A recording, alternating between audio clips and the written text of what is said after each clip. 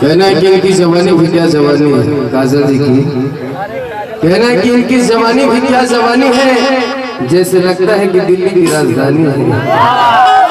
और पता नहीं इसमें कितने लोग डूब कर मर गए, पता नहीं इसमें कितने लोग डूब कर मर गए, पता नहीं चलता इसमें कितना पानी है। कहना है कि आँख का जो मोती है कौन किसका सानी है, आँख का जो मोती है कौन किसका सानी है। अरे जम गया तो मोती है और बह गया तो पानी है। एक तरफ मोहब्बत है एक तरफ जवानी है, आज देखना है काजल किसमें कितना पानी है, किसमें कितना पानी है आज देखना है। आइए अगर मेहरारू कह दिया